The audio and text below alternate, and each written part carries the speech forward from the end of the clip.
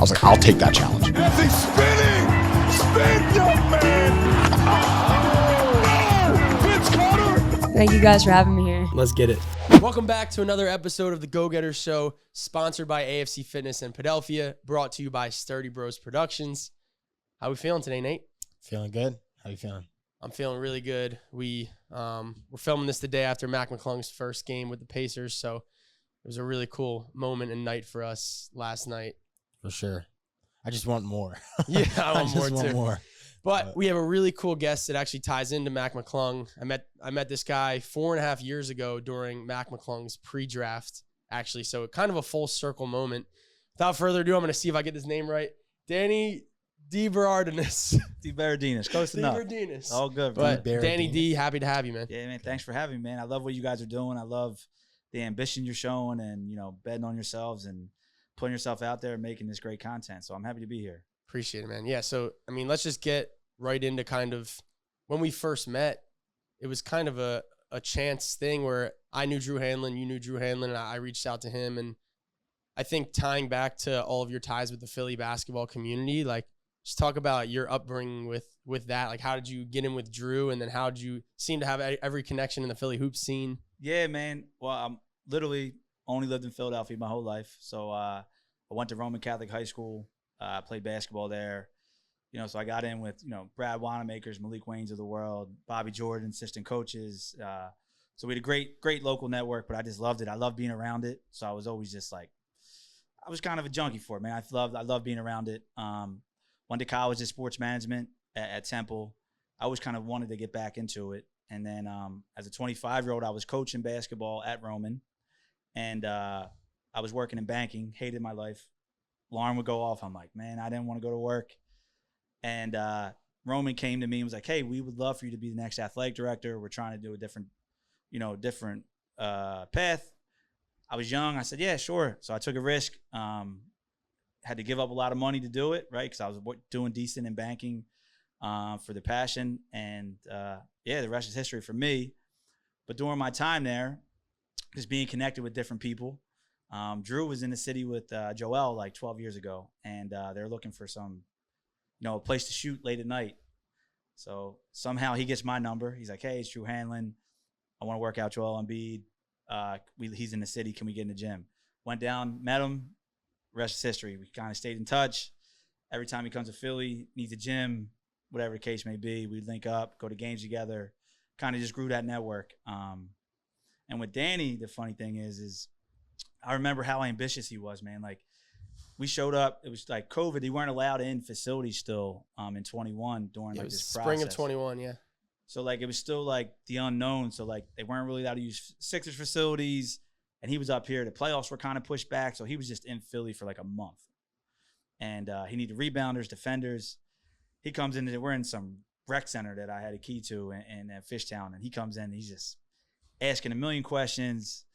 Can I get your number? Can I link up? And then after that, the follow-up, man, his follow-up, he hit you right back. Like, hey, it was great meeting you. And then every time, a couple months, he would check in. And, like, for kids these days, like, networking is everything, right? To me, like, that's how I become successful, just building relationships. And to see a young kid like that to really want to follow up and be aggressive and show that passion and ability to show up, it was awesome. So I knew he had some big things ahead of him, and I'm happy to see the path that you guys are going on. And from that, that was the first time you met Mac, right? Yeah, that was the first time I met Mac, and I appreciate you saying that. It's funny because those follow-ups, I always would try to make an effort to do that. Sometimes it would work out. Sometimes I'd bug people too much and text them like 30 times and they wouldn't reply. But then a couple years later, when Mac would come visit us to work out in Philly, you were kind of my guy that I would text to, and you let us into St. Joe's Prep a couple of times. So yeah, no, it's great, and it's cool to see that your relationship kind of blossom from that, because like Mac's just in the city, he doesn't know anyone. You just keep showing up, right? So you're there. Drew's doing random hours. It's like early in the morning, it's late afternoons, and you're making it work so you can be around to learn from him, but also build your relationship with these players, which is for what you guys are trying to do is like you got to have those relationships, man. So Drew is a great connector. He's tied in across the country. I kind of got the Philly area. He's across the country. So, but I've met a lot of great people through him. We've been having the maxi camps at wherever I've been the last couple of years. So Prep, now Penn Charter. So just kind of helping that helps me, right, to bring that type of shine and, you know, platform to what schools I'm working at. So it's been really cool. That's awesome. Yeah, so I guess we can transition into, you just got the new AD job at Penn Charter, so congratulations. Thank you. Yeah, that's amazing. We're Penn Charter fans. Jake West, Luke West, obviously, Coach Brandon. Why did you were at St. Joe's Prep before that? Yep. What brought you and drew you to Penn Charter? And are there any differences? Because I know you started at Roman's a private school as well, but yep. I was going to say, what is it like being an AD at a private school versus a public school? Maybe educate the audience a little bit. Yeah, so I've never worked at a public school, but I know there's a lot more parameters, right? It's more so like when jobs open, you have to talk to a teacher first, right? It's more so like make sure the buses are on time, make sure kids behave themselves, you know, make sure the programs are running well and you have a good culture. At the private school side, which is I've only been in, is you have a little bit more leeway to like get outside coaches, right? Go get the best possible person that might have another job that doesn't correlate with the building. Really, you have more resources because there's tuition coming in, right? So you're able to travel more and go to different events and kind of be on a more of a national stage. It's really hard to a public school to be like a top 25 national program. Right. It's very tough, just the resources wise. So me being at Roman Catholic and then going to St. Joe's Prep, which I love my time at both of them, like I've learned so much at each place. They molded me into the person I am. Penn Charter to me is a place that has like a blank canvas. Like they're not a part of a state association. Well, they are PASA, but not PIAA, which is very rule driven. Yeah. And kind of limits what you're able to do. So like it has the ability to be on a national stage for a lot of different sports, which I'm encouraged about. I also, facilities are like college facilities, right? So Roman and Prep, I loved them, but we didn't have fields. So it's a grind. Like you're always looking to rent, then you're at their mercy. You're getting home at games are at 7:30, you get home at 10 o'clock. So Penn Charter, everything's after school. And so that life balance kind of played into it a little bit too. But then also the ability, like I thought they had such a high ceiling. I feel like I hit my ceiling at a couple places. Roman and the Prep, there's endless possibility there to really grow to the department. So I love a challenge. I'm competitive. Kind of just want to keep leveling up, you know?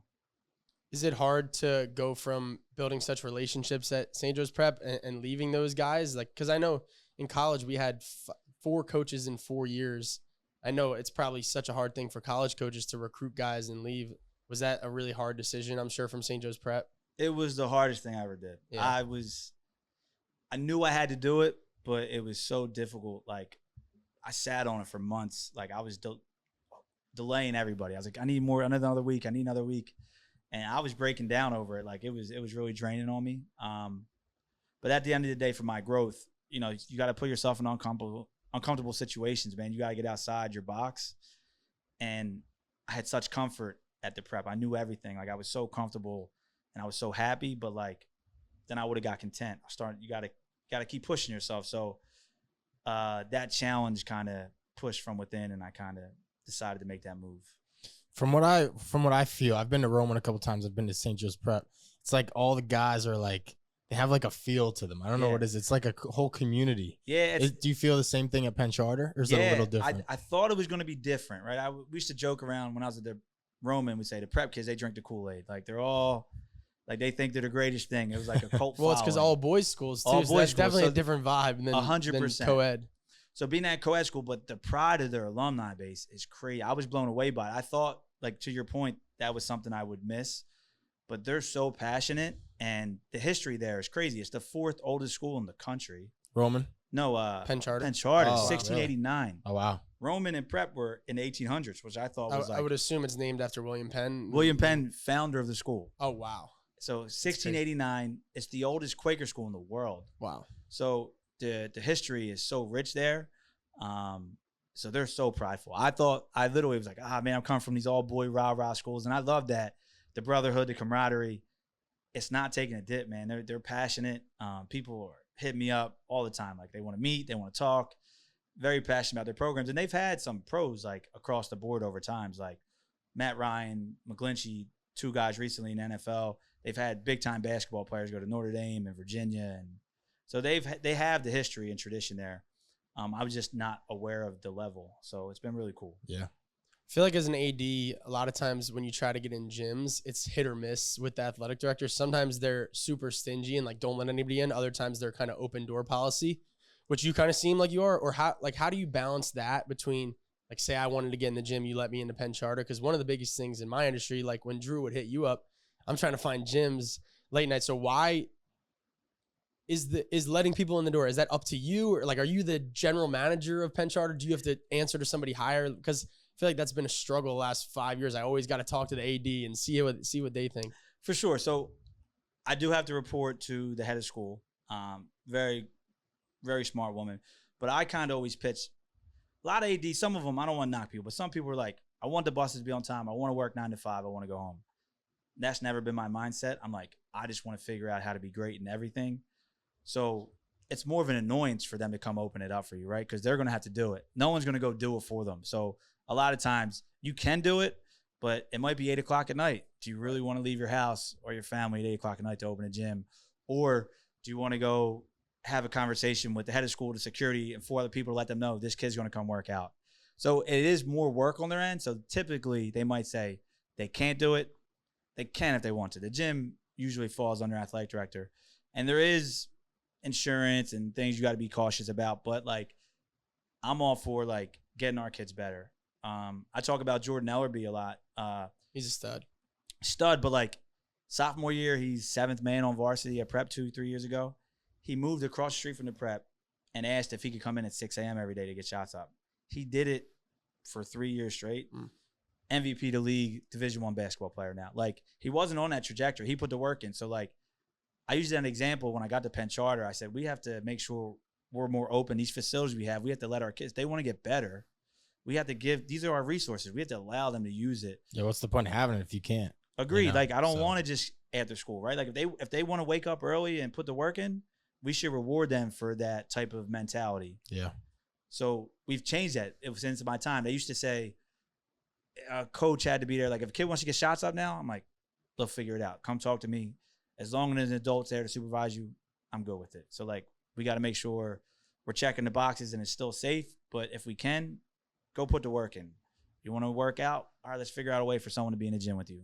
I love that. I went to a public school and it was like pulling teeth to try to get in there. You know, I would like try to slip the janitor some money or something so I could get in there. But I love that. I mean, yeah, it's tough. I mean, the public schools they do have more red tape that you have to go through. But yeah, I mean, that's why I never wanted to work in a public school. There's too much red tape. Mine was actually the opposite. I went to Plymouth Whitemarsh, and we called it Plymouth Whitemarsh University because we had like 9 coaches on the staff. You could get in at any hour of the day in the summer. So I was super blessed with that, where I could get in at 6 a.m. or 10 p.m. That's a shout out to Coach D'Onofrio. He lives and breathes basketball, so that's really all he does. Yeah. So I really think it depends on the situation, but it does. And again, like, they might not want to work. It's not that they don't want to work. It just might be an annoyance. They don't see the relationship building that I see with it. It's like, hey, 1, I want kids to get better. But 2, it's like also like we're helping each other out. Like, who knows if for my job one day I might have to lean on you, right? And you're going to remember that, right? I opened the doors for you, right? Or I answered your text message. So, like, having that type of relationship with everybody, I think, is important. Not just someone who you think can help you one day. And from my understanding too, it seems like being an AD is a very thankless job. I don't know if like you seem like a guy that you don't care about like getting, I guess, what's the word, accolades or congratulations. But are there ever moments where like you feel like you're doing a lot and maybe you're getting a lot of shit from people, or like how do you deal with like, or if something goes wrong, like it seems like you juggle a lot. Yeah, like at the end of the day, people are going to look at you when stuff bad because they're going to be like, well, the AD, what's going on? He has to fix this, right? So you get kind of the crappy end of it. But that's the job, man. You want to be around sports. Like, I'm blessed to be around sports every day and be happy to go to work. And I tell my coaches, like, and I tell my assistants, like, you got to take the pictures so long before you're in them. Like, just be happy taking the pictures to be a part of it. And I tell my coaches, if me selling hot dogs makes you a better coach, give me the rollers, man. Like, I'm good with it, right? Like, tell me what you need to be successful because I just want to be great. So if that's selling hot dogs, selling waters, I'll do that for you. I'm not above any of that. And if you come in with that mentality, you're going to be successful in the end of the day, right? So Now I am getting more accolades and my career is going a different way, but like I was just content with taking the pictures for a really long time. And then if you're good with that, if you have that mindset where you keep taking a picture, one day you're going to be in the middle of them, right? Just you gotta work your way up. You can't just think about what it looks like. For sure. You ever get like annoyed? Like, does someone ever like ask you for gym time too much, and you're like, all right, like. Yeah, I mean, I get it. Like, yeah, sometimes, but I'll just be honest. Like, I try to be as transparent. Like, look, dude, this is what it is, or you can't. Like, this is what I can offer you. Yeah. I just got. If you're transparent about it, they'll kind of get it. But again, I want people to work. So yeah, if you're a hard worker, I'm good. Well, that's the fine line that trainers like me. I was just gonna say that. It's like I feel like sometimes maybe I hit you up, but it's once every 6 months, and the only time I'm hitting you up is to get in the gym. That feels like weird to me, I guess. So I think relationship building is so important. Like maybe. For me, I could do a better job of checking in on you and other athletic directors more when I'm not just trying to get in the gym. It's hard. So, like, I'm a big guy of, like, I schedule send stuff. If it hits me, I'll schedule send a text for, like, 3 months from now, even though I won't see that person. You can do that now with your phone. So, like, if it's in my head at 10 o'clock at night, I'm like, all right, I'm going to schedule send this because it just hit me. Smart. For a month from now, 2 months from now, to be like, hey, checking in, how we doing? Hope all's well. Like, just those type of follow-ups with coaches, college coaches, college ADs, just making sure you're around, congratulating them when things go well for them, right? Like keeping the tabs on that, those little things go so far. I'm a big believer, like the little things matter and set you apart because everyone's talented, man. People all can do things really well. How are you going to separate yourself? And little things like that, just picking up your phone and texting or following up with someone, that goes a long way. At least for me, like I love that. Like I'm going to make sure I'm doing extra stuff because that dude's or that person is just checking in, Yeah, for sure. I mean, we balance the same thing with players. Like, is a player someone we want to invest in, And like, obviously you can't give everyone your time, every day. Like you can't be going out to lunch like 3 times a day, to catch up with people. But, knowing who you want to invest in and knowing who you think's valuable, especially in our industry has been a big thing for us. And being strategic about it, right? Like I think the proactiveness of like, hey, this is what it looks like. Let's figure this out so we're not just going into the week blind. Like I always tell people, proactiveness is what separates people in the athletic field, opposed to just waiting for something to happen and reacting to it. So if you guys know so-and-so's in town or you got to think 2 weeks out, all right, we're going to lay Monday, this is what our schedule's going to look like. Obviously things change, but like to have that structure is important, man. It can really help you just be better about how everyone's getting a little bit of love, or you're just over focusing on one person, or people feeling snubbed by it. Yeah, no, that's good advice. You seem like you're a really grounded leader and have a lot of good leadership advice. So I'm definitely going to pick your brain after this as well. I'm trying to learn how to be a better leader, managing people, having people work for me. Where did you get your leadership style from? Because it seems like you're a servant leader, which is what I try to be and look up to, where like, you say chop wood, carry water. Is that the phrase? And it seems like you're willing to do anything to serve the people under you. Gary Vee has a really good quote. He says, as the boss, your employees don't work for you, you work for them. Yeah. Did you get that from somewhere, or have you just always had that? No, so like my dad was recreation commissioner in Philadelphia. This is also kind of my network. So I grew up, he got it when I was in kindergarten through high school. So I lived in playgrounds. Every playground, people knew me. I would get keys. I could get in whenever I wanted. Like he set but when you're a kid, certain things stick with you, right? Like that your parents might tell you, or like a mentor. And he just told me, like maybe when I was like 8 years old, he was like, everyone has a voice. So like when I go to these places, I talk to the janitor, I talk to the rec leader, I talk to the person who just comes here, plays basketball, because you want to gain as much as you can to form your opinion, right? Like you're not going to always go with what people say, but like forming your own opinion, but you got to have all the information. Right. So make sure you talk to everybody. Everyone's got a voice. And people came to me later. Even I bumped into a guy at Penn Charter the other day who runs basketball clinics. And he's like, oh, you're Mike's son. He's like, man, I love that guy because he always made sure like I felt like I was heard when I talked to him.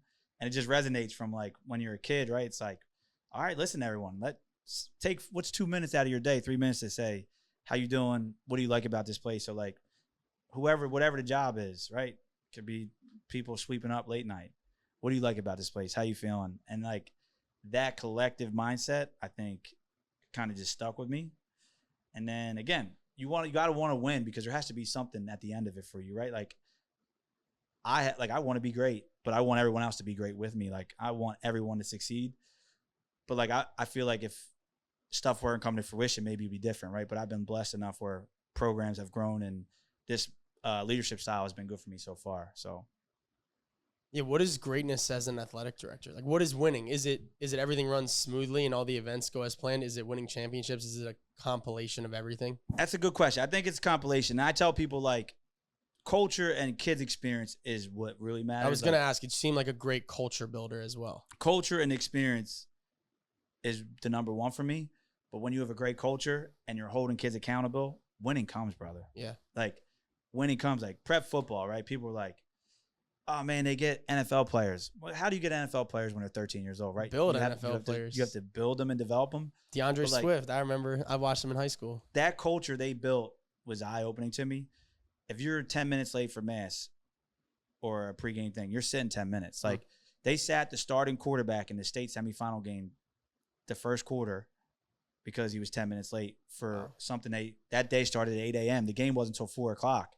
But, like, having that culture, like, that sets up winning, right? When you hold people accountable and the brotherhood and, like, telling everyone you love them and picking each other up, like, when you do things like that, the other stuff's going to happen because you're not going to panic. You're going to pick each other up. Like, so I think the experience and the culture is like what I would love to, but I've saw when that is right, winning comes, right? You're going to win, and you're not always going to win, right? Like, I've been on the other side of it, but to continue to see growth is what I like to see. Like, the programs get better, the kids get better, the kids being able to go to Division I or go to Division II and, you know, go professional. Like, I've been very lucky to be around the Jalen Durans of the world, right? When I was at Roman, he was there. You know, the Marvin Harrisons, Kyle McCours, Jeremiah Trotters, and the football side. So to be around these kids that are chasing their dreams and then getting there is, like, super rewarding at the end of the day, too. Yeah, for sure.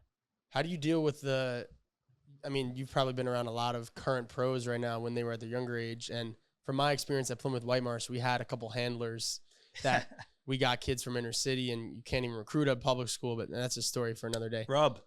Yes, you know him. How do you handle parents and handlers? Because we coached a 5th grade travel team 2 years ago. I don't think I'll ever do it again. But to this day, dealing with parents of a travel basketball team was one of the most difficult things we've ever done. What's your policy? Coach D'Onofrio didn't deal with parents. He said, you're a young man, 14 to 18. Like, I don't talk to parents. He didn't have banquets. He didn't have dinners. I don't agree with that approach. I think you should try to have an all-inclusive. Yeah. What's your philosophy with parents? I think you have to lay out very clear expectations early on. Draw lines in the sand. Say, hey, we're not going to talk about playing time. We're not talking 24 hours after a game, right? You got to cool down, think about it, because in the moment, like, I'll talk to you, but, like, these are the parameters, right? And at the end of the day, like, the best players are going to play. We're going to work really hard. I'm going to be very communicative. As long as you're communicating and literally sticking to what you're saying, right? Because once you crack or make a mistake or go back on something you said, open the door for somebody else, they're going to attack it. You're going to let everybody in. So it's hard to hold the line, but I think, like, just being consistent about it, they'll go away. Like, I've done with handlers and they've left, right? But we've been okay, right? When kids leave and bounce around, a lot of times they're going to lose. Like, they're going to lose out. They're not going to be successful. And I've seen it so many times. So the track record of the kids who stay and the kids who work it out, it kind of speaks for itself. Yeah, we see it a lot. I mean, there's so many kids that are just, you know, looking for the next best opportunity, and sometimes it's right in front of them and they don't even realize it. It's one of the biggest disservices to our youth today, I think, is we were talking about this before, short-term versus long-term. And I think it's the parents. A lot of times we want to blame Gen Z for decisions they're making, but a lot of times the parents are controlling it. So if you're sending a message to your kid, I got a call the other day saying, like, my coach doesn't like me, I might transfer. I'm like, okay, well, what happened? We talk about, I missed the practice. So I'm like, okay, well, that's probably why you're not getting playing time. And the kid he played at some D3 school and he quit the team. But he's going on and on about how the coach didn't like him. And I was waiting he goes, well, I missed one practice. I was like, so that's where you were holding out. And it's just, I don't know. I think accountability is just missing. It is. And I don't know. Parents are living through them. It's more of a business now than ever, right?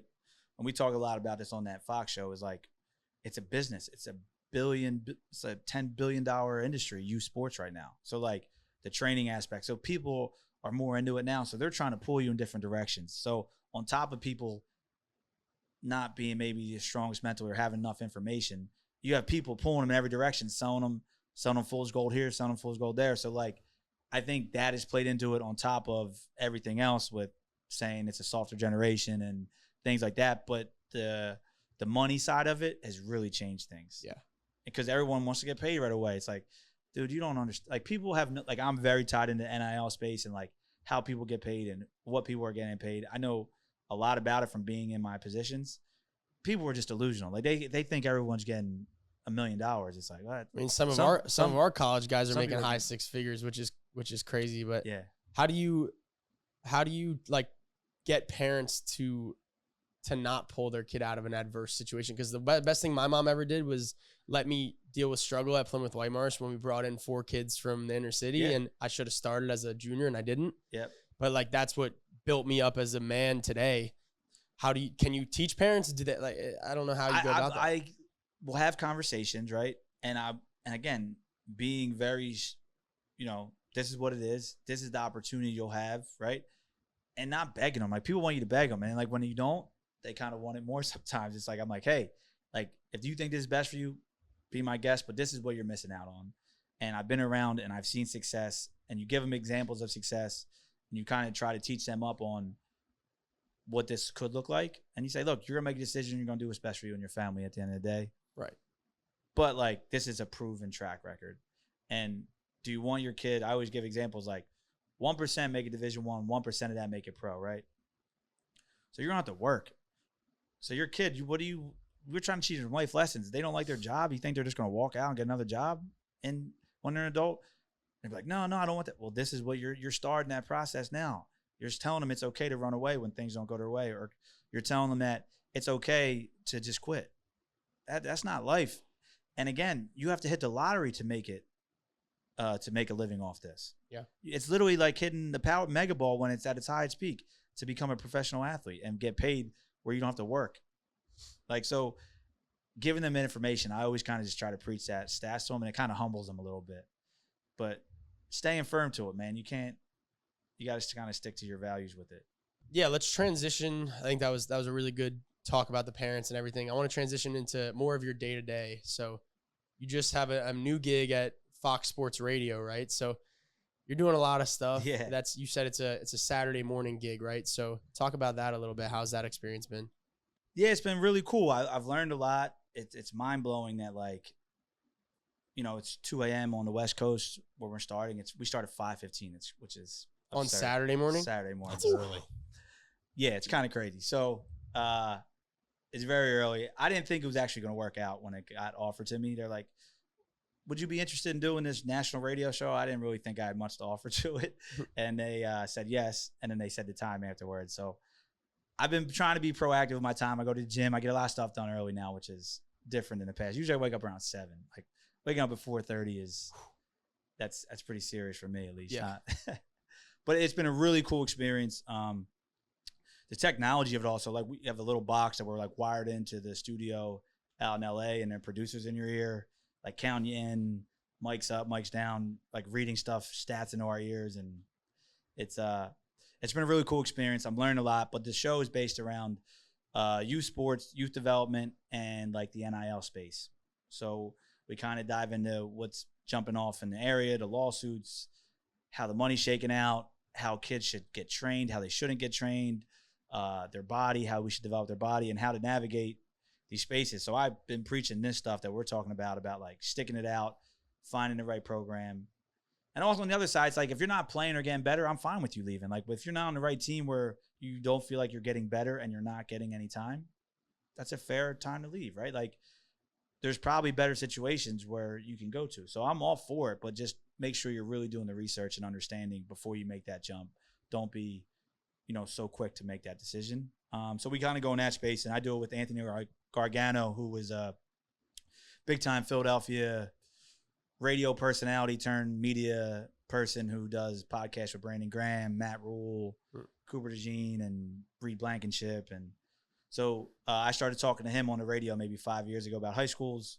Now I do his podcast every week, and then he pitched it to Fox, and now me and him do an hour of Fox radio. So yeah, it's been good. Besides waking up early, It's live radio. live. I was gonna say it's live on air because this is obviously pre-recorded. So if we needed to, we could edit it. Live is different. And I pitched them, and I'm like, "Can we pre-record it?" And they're like, "No." Wow. So 5:15 to 6:15 every Saturday morning. But then it goes to like Spotify, Apple Music, obviously. How do you focus on what you're saying while someone's talking in your ear? It's tough. Like they'll give it to me. Like if I say something or I let them know beforehand, there's a good amount of prep to it, and they'll be like, "Hey, just a reminder." Like when I'm not speaking, they'll like rattle off some stats or this person's coming up next. Make sure you pivot in, and they start counting you down. So that at first I was like, "What?" You know, it was a little. Is it video too? No, radio. I'm in my house in my underwear, man. I just Oh, got like nice. I'm waking That's up. hilarious. I have this it's a little box that wires you in live, so the sound quality is unbelievable. Then I have a mic like this and a headset, and that's all you need. That's all you need, which is crazy. And then like after me, like 2 hours later, it's like Greg Golson, right? It's like it's unbelievable. Like, but and even it's ran on the West Coast, so people are working overnight. So like our producer's up, it's 2 a.m. there. Wow. So think about it like that. Like you don't realize all the Do production. you know how many people are usually listening in? I think we'll get numbers soon. I think it's quarterly. We started, I think we did 4 weeks or 5 weeks, so we'll get one Pretty soon. pretty soon. Yeah. The first 2 weeks, I know they said we were getting a good amount of like, I guess like traction on social media. That's good. But yeah, I don't know, and I don't know what it's comparative to like the 5 a.m. slot, Yeah. because you got to think it's 5 a.m. on the East Coast. Central Time. It's Saturday morning too. I Saturday mean, you guys morning. probably get a lot of listeners once the recording is up on Spotify. yeah, and once everything and like it that. goes on Spotify like a half hour later. So like, I'm sure all my boys listen. You know, my friends and family. Yeah. It's a good amount. So Do you do any content of your own, like any gonna social say media that. content? nah, I never really got into it. I kind of just publicized like my teams, like Yeah. or the kids that I've worked with. I understand it and really like love it, but I've never really got into the content side of it. I've been more behind the scenes, just kind of maybe giving ideas, but I've never really did it myself. Yeah. I was gonna say, where do you want to take this? Is building your personal brand maybe something you're thinking about, or it's more so just like a passion project and a side hustle on top of Penn Charter? Yeah, so people were asking me about that, and it just kind of just happened naturally. Like it wasn't like a thought to be like, oh, I'm gonna build my brand, right? Like, or I'm gonna build this up. It was just like, I like talking sports. These opportunities are kind of cool and I think it's an opportunity for me to always highlight where I'm at. So it's like an extra thing to highlight the kids. It's something extra value that I'm bringing to our school, to our community, to, you know, the kids, to talk about them on a national stage. So like every week, even though it's a national show, I always drop like some Penn Charter stuff, right? Like I make sure I give a little update of like how our athletes are doing, so they get them spoken about. So I don't think, I'm sure it is helping me build my personal brand, but it's not intentional, and I really don't know where it is. But I think it's good for me to keep growing. I'm learning a lot, which I think is important. Again, I'm meeting a bunch of new people. Like I always talk about, like I'm meeting people at Fox. I'm meeting producers. I'm meeting, you know, I'm working with Anthony closely. So he's been a great mentor. And yeah, we're trying to build this up at Penn Charter. We're really talking about starting a sports media or just a media class where our kids would then cover games, do broadcasting, do podcasting, do like recaps. So yeah, again, I'm more behind the scenes talking about it, but like I have these relationships where I can help kind of make it come to life. Yeah, It's interesting that you say that. I'm sure. Are you familiar with Adam Brenneman? Yeah. So we had him on our podcast, and he actually started the college sports company, and they build media companies at universities to have player-ran podcasts and production companies, so players can capitalize on their name, image, likeness, obviously, and create content. So I think that's a really good idea. Especially, I feel like high school is when you should be starting, like 9th, 10th grade, to really build that brand. So once you get to college, the NIL money is really coming in. For sure. And I have people come in. So like I'm big on like development. Like, so I make sure we have people come in and speak to our student athletes about NIL, about their social medias and how it can be influential and how it can go. Because like ways to get paid are either having a massive following or being like in the small percentage of being elite. Of the best player. Right? Yeah. So like I was just in Oklahoma past weekend. I saw that. I was visiting Xavier. Xavier Brown's one of my favorite kids of all time. Like salt of the earth, nicest kid in the world. We had him in the gym a couple times this summer. He's going to be a pro, wherever he want. He's going to play 10 years either overseas or in the NBA. Like, yeah. he's that dude. But the inside of his NIL journey has been crazy because like he doesn't have the big social media following. He has 7,000-8,000, but they told him like if he had an extra couple 100,000, like that's a couple extra million he would have gotten. Yeah. Like that is crazy to think about. Like Why? Because of the off the court stuff? yeah, because then they're going to pay you. So They find talk about how they pay people. I mean, we know Yeah. some of it as much as you can. What do you know about So, as of July 1, NCAA said the schools are allowed to have a salary cap of $21 million. So, every school can now pay their kids themselves $21 million. Now, it's great for schools like Gonzaga and VCU. They don't have football. They don't got to worry about it. So, that's $21 million for them. So, if they have that to do, which not all schools do, you can really ball out in certain sports and really not overpay, but pay a lot more. Now, there's also a thing called the collective, which is basically boosters, outside organizations that pay into a pot for you to help divvy out funds. Now, the collective is before the teams were the schools weren't allowed to pay people until July 1. It was strictly the collective. Now the schools have it and there's still a collective. The collective is now overlooked by Deloitte, which is a third party that has to justify the deal. So if you're saying, I want to give Xavier Brown $2 million because his social media following is going to help my business grow, Deloitte might say, no. That doesn't make sense to us. He doesn't have that type of following, right? So now you have to be more creative. You have to have this social media following to grow your brand to help you get this type of money.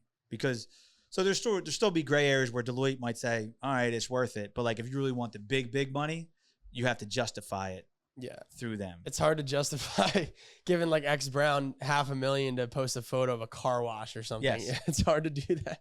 So they might say, all right, you give them 20,000. Yeah. So again, then you get a bunch of people to give them. Like there's ways around it, right? ways. There's ways to. They're always going to figure out ways to pay, but like that's the new parameters, and how it's working. So the schools as of July 1 can actually just pay you from the school. Wow. That's I mean, new. players have been getting paid forever too. Bags. Obviously under the table. And we had Chris Jenkins on the podcast too, and he's suing the NCAA. I don't know if anything actually came about that, but I'm interested to see if reparations are made for all those people. I mean, I think Chris has probably generated millions for the NCAA. You could argue with Probably so many billions. people. For sure. And there was ways where people were, I mean, look, I've been an athletic director where there's been plenty of Division I basketball players come through my doors. People were getting paid long before, not to this level, but people were getting paid. Like, not in the hundreds of thousands, but there was money going around when you were at Roman with Tony and Lamar? Tony, Lamar. So I was at Roman. Penn State definitely paid Tony. I was at Roman from 2013 to 2019. Yeah. So, those guys are amazing. I still keep in touch with Tony, Lamar. It was a great team. Nazir Bostic, DeAndre Vilmer, Paul Newman. They beat us in the state semifinals. I was a sophomore on Plymouth White Marsh. I got in the last 2 minutes. We were down 20. Yeah, I bricked a couple shots. There were some big dunks that game. Oh yeah, we got in Lamar's head though. First half, we got him like 3 fouls. He had an offensive foul. That was the game plan. Yeah. I actually might visit him in Paris next week. Awesome. So. Yeah, Tony's first year in Italy, I was just over on a family trip, and Larry Brown was his coach. I got to go visit him. I mean, I tell people like, overseas is it if you can figure it out. Like, you get a house, you get a car, they feed you, they give you no per diem taxes. money. Like taxes are very, very small at that. And you're treated like a king, and you're playing a lot. And if you're smart, if you could go, the biggest problem is people don't want to not be there for 10 years, 8 years. If you could figure that out, you're going to have a nice little runway for when you get back to figure out really what you want to do next, or if you even have to do something next, right? Like you might be able to set yourself up. Because Brad, before he came to the NBA, Brad took a pay cut when he left overseas to come to the NBA. Because he was like one of the top guards in the EuroLeague. EuroLeague, yeah. He was signed on Barcelona, which was Lucas' team. He signed like a couple-year deal where he would have made more than he was making in the NBA. I always think of Mac's situation, like his following going into college. If there was NIL then, Yeah, Mac might not have to play basketball right now. He would be done. He'd be on a beach in St. Bart's right now. I'm so happy that he's getting. He's worked so hard. I've seen it firsthand. Especially, and you guys have worked so hard with him to get where he's at, to kind of solidify his spot now and not have to worry about not these fake contracts, but like these contracts that can wait to 10 days and the things like that. To have like a multi-year deal is awesome, man. So congratulations to you guys. Thank you, man. I know it's not one per. I mean, congratulations to him, but like it takes a village, man. It takes hours of unseen stuff, right? Like I tell little kids, I'm like, it's great to get shots of every day, but like, are you doing it when no one's watching? Are you doing it because you're taking a clip? Like the unseen hours is really what separate people, and who wants to put that work in when no one's watching. For sure. Yeah. No, it is. I think a couple more things I wanted to touch on. I mean, you seem like you have the mindset of an entrepreneur business owner, but you're working for Penn Charter, and like that's kind of the route you took. Have you ever thought about starting your own company? Or do you just kind of like where you're at now, where you have the freedom to essentially be a CEO, but not have like the business owner? I'm sure there's great benefits of Penn Charter too. Yeah, I thought about like being a consultant side maybe of it, like working with schools or working with different companies to try to help build stuff out. But again, I put a price, I was telling you before, I put a price on happiness, man. So like, I'm sure there's a lot of growth financially that I might be missing out on, but like, as long as I have a good life, man. I have a house. I just bought a shore house. So like, where'd you buy the shore house? Wildwood. Oh, okay. Well, I'm in Margate, so okay. So yeah, I'm in Wildwood. So like, I feel like I hit it. So like, to the unknown of that, maybe I'll get into it as I get older. But right now, I'm just like, if you're happy to go to work every day, you're winning right off the bat. If you have a house and you can provide, for a family, you're living. So then it's just like leveling up. I'm not saying don't try to get money because I've made decent money. So like, but at the same time, it's like I do put a price on the happiness of what I like to do. Yeah, for sure. We were just talking about that the other day. For us, it's kind of like, we have random hours and traveling a lot. So, I mean, while we're young, we'll take the risk. But you're putting it in, though. I mean, yeah. And again, if you do it now, you'll solidify it and you'll continue to grow this stuff, man. Because you guys work really hard. And again, like I thought about Danny when I was coming over. I'm like, this dude. I remember like he hit me up right afterwards, followed up. He was there, and then like every day he was showing up. Like Drew was doing random hours, and it was random gyms. That was a crazy time for me. Yeah. It was a crazy time. Because you were still trying to play college. You were still playing another year of college basketball. My right? daily schedule was I would wake up at 5 a.m., train myself from 6 a.m. to 8, drive to either Drexel, St. Joe's Prep, or Schistler. Yeah. Work out pre-draft 9 a.m. to 10:30. Then I'd go home, lift, go back to pre-draft at prep usually from like 3 to 4:30. Then I'd have kids groups in my backyard from 5 to 8. Then I'd train Jack Forrest at St. Joe's. And then you had to entertain Mac at night. Yeah, exactly.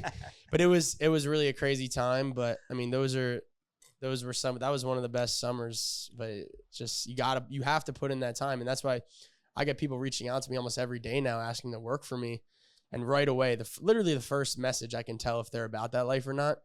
Most times they're not. But I don't know if we found one. I mean, Jake's been great. Well, so our guy Jake Rainier we found, but like you have to be willing to eat shit and work for free for a long time if you actually want to be successful. 100%. But I think a way you could go about it is like, hey, like just explain, like I did this, like you want to get to this.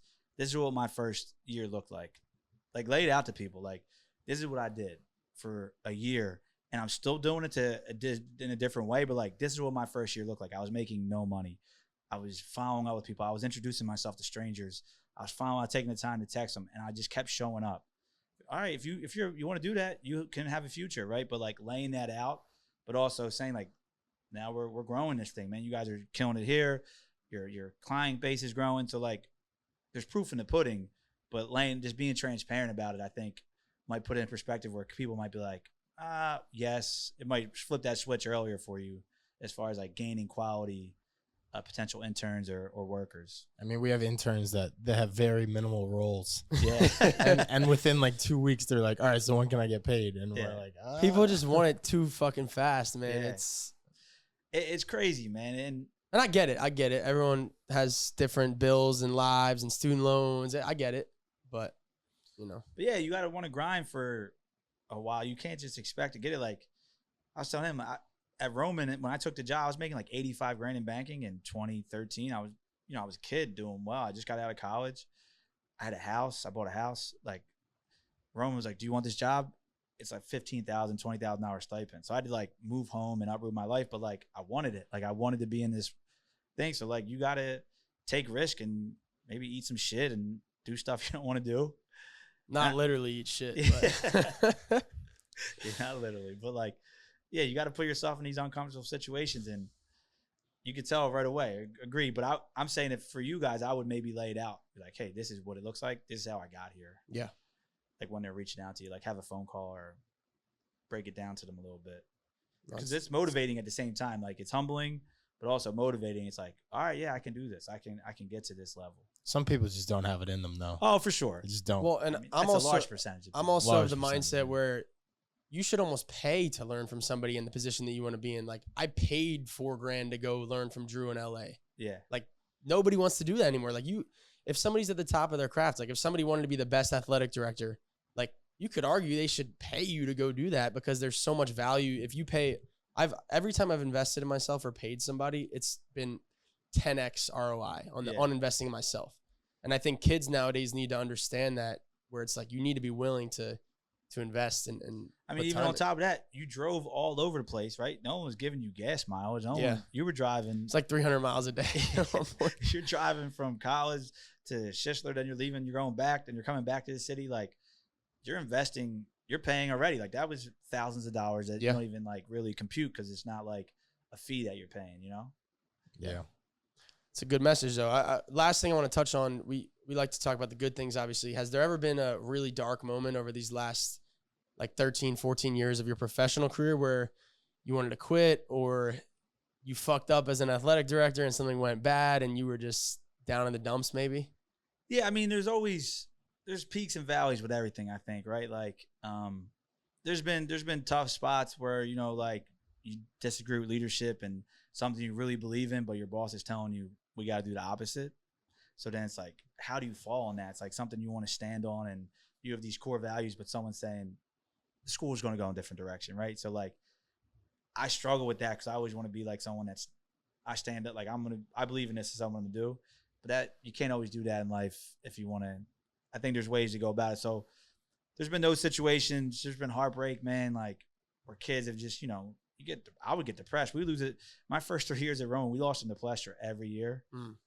Shep Gardner, Rashawn London team, we lost 3 years in a row in the semifinals of the championship. Was that to Wood and Newman? Was that Quad A and Colin or before that? It was before them. It was Jaquan Newton. Yep, He was an absolute menace. Steve Astoria. Yep. Those St. dudes. Joe's Prep. Yeah, prep guy, Newman guy.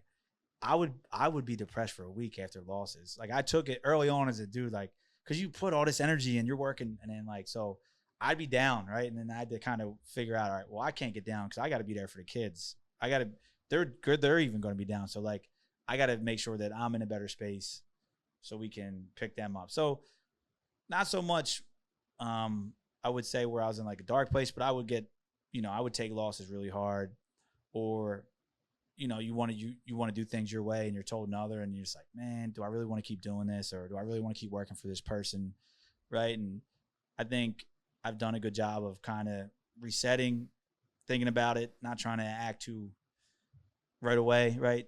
Like what I practice, what I preach, 24 hours, think about it, and then come at it with a different perspective of how I can navigate it better or be better moving forward with it. But yeah, I mean, definitely peaks and valleys, man. It's tough, man. There's wins and losses, and just gotta put one foot in front of the other and keep moving, man. At the end of the day. It's the name of the game. I love it. Yeah. So the last question we always end with is, obviously it's called the Go-Getters Show, and we only have people on who we're very selective with, and someone who clearly exhibits the Go-Getters mantra. And I'm fascinated by where that comes from. Is it nature or nurture? Is it a little bit of both? Like, talk about a guy like Mac, for example. Like, he's just got something in him where he's going to succeed no matter what his upbringing was. Where do you think you attribute your go-getter mindset from? Was it your parents? Is it ingrained in you? Is it a little bit of both? I think my parents, man, they're both really hard workers. They became successful later in life. Like, they didn't get their breaks until like their 40s. So like my siblings, I'm the youngest of four. So they mess with me. Like, I knew nicer things because they didn't have it when they, you know. Right. But my parents are both like incredibly hard workers. So like, they balanced everything. They worked jobs. They went back, got their masters. They got degrees. When I waited in line with my mom. You know, you couldn't register online. We'd wait in line at classes. She'd have me there. Like, she worked incredibly hard, raising 4 kids, having to be home for dinner, working a job. So I think seeing that, I really credit my parents a lot. I think it's also in you a little bit. You know, I think you got to have that little dog in you a little bit to push you. So I think it's a combination, but I think you can learn it to some extent. You got to have the drive, but I think there's a way. I think there's levels of the drive. I think if you have a little bit in you, you can grow that. And yeah, just you got to want to be great every day, man. You got to wake up, and there's gonna be days where you feel like shit and you don't want to do anything, right? It's like, all right, well, we got to read how we going to push through this and continue to be your best version of yourself. So I think you guys got it, man. When you first reached out about it, I was hyped because I've watched the show before, and I've followed you since you started, just because like I could see that you guys were hungry, and again, it's perfect timing with Matt getting his first like real contract. So I know you guys have been a part of the process, and just congratulations. Keep growing, man. Keep chasing that dream, man. Appreciate it for sure. Appreciate it, man. No, this was an amazing episode. That was one of my favorites. I guess we could touch on one more thing. The dog. You obviously born and raised in Philly. Nate's a huge Birds fan. Do you think growing up in Philly and just like that whole city, I guess that kind of, I think, helps people get that mindset too. Yeah, I grew up in Fishtown, but before it was Fishtown. So like Fishtown was completely different when I was growing up. Working class, union guys. There was just kids. We just ran. We were out playing sports, ran the street. So like, dude, our field was a gravel field. We didn't have a soccer field. It was gravel. Like that's what it was. So like, I grew up these were the things that So like sometimes when you grow up in a city, you think this is great, but you don't understand like what turf and what these beautiful fields or these facilities. Like I played on a crate outside my house a lot, right? So like, I think things put in perspective. So I do think the city it kind of instills that in you a little bit. And I think our sports teams try to identify it, like the Eagles and Sixers right now. They look good. Dogs, man. They look good, VJ's killing it, man. He's such a good compliment. If Joel can stay healthy, I think they got a chance. I think they're going to have to move McCain for some front court depth because I think he's the odd man out, even though I really like him. I don't think you could trade McCain. But you're going to get nobody. Well, I think what you need is a wing like Paul George, but I don't know if he's the guy. Yeah, so how do you get that, though? Yeah. Like, you need like a Jaylen Brown, I think. Well, yeah, you're never going to like get someone of that caliber that can guard any like other team's best player. Yeah, because Grimes has no trade clause. Yeah, I like Justin Edwards a lot. He's young. Though. Yeah, Justin Edwards is good. Yeah, he's good. Local kid. I've known him since he was 6th grade, man. I like it though. Good energy, Maxey, Edgecombe. That's what I've just been wanting for a long time. I stopped being a Sixers fan until this year now because it's like I just like guys who. I'm a Pacers fan now. Yeah, Pacers fan too, but I just like guys who exude positivity and like good vibes. Dude, Maxey's that like dude. We've been missing. He is. He came. He did his camp at Penn Charter this year. I was asking him how his summer's been. He's like, I can't let these young guys get me. I'm like, you're 24 years old, right? I said, what's your workouts been? He goes, we're doing 4 a.m., 8 a.m., 1 p.m. every day in the summer. He's doing 3 a day. Dude's like, that just shows you like he worked, he wanted it, he took it to another level. He said, I'm working harder than ever before. He's like leading the league in scoring right now. Yeah, he's averaging close to 40. Him and VJ got interviewed on Inside the NBA last night, and Maxey said he sent a group text out to the whole chat that he's working out at 6 a.m. and VJ and only one other guy showed up. And he said he was doing like 6 a.m., kind of like you said, but he was doing them. He was starting like 4s, like 8, 6. He was doing them every day. That's different. Even once you sign the max contract too, to still be doing that, that's special. Yeah. So I think he got snubbed last year from All-Star, right? Yeah, he did. So he'll make it this year for sure. Oh yeah, yeah. So yeah, easy. Yeah, we'll have to get to a game. I'll have Drew take us down to a game soon. For sure. That'd be sick. That'd be dope. For sure.